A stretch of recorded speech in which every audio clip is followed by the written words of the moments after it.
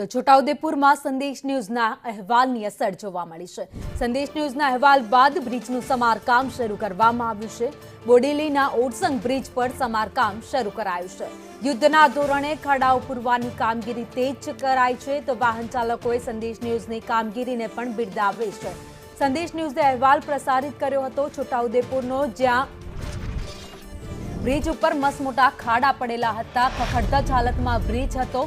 સંદેશ ન્યૂઝે આખો અહેવાલ દર્શાવ્યો, ત્યારબાદ હવે તંત્ર જાગ્યું છે। આ બે અલગ અલગ દ્રશ્યો આપ જોઈ રહ્યા છો ટીવી સ્ક્રીન ઉપર, જ્યાં સંદેશ ન્યૂઝે જ્યારે અહેવાલ પ્રસારિત કર્યો ત્યારની સ્થિતિ શું હતી।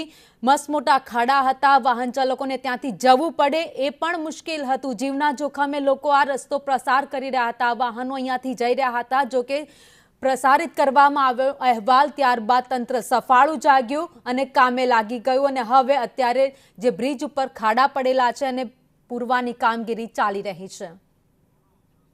વધુ અપડેટ સાથે સંવાદદાતા સલમાન અમારી સાથે જોડાઈ ગયા છે। સલમાન, રિપોર્ટ રજૂ કરવામાં આવ્યો ત્યારબાદ હવે તંત્ર કામે લાગી ગયું છે, બ્રિજ પર જેટલા ખાડા છે પૂરવાની કામગીરી થઈ રહી છે।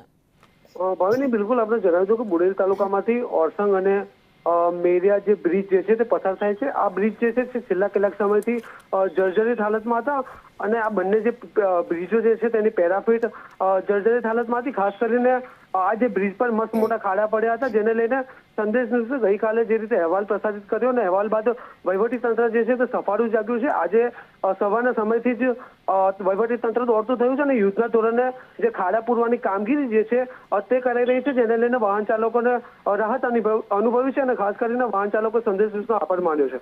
ભાવિની, આભાર માહિતી માટે।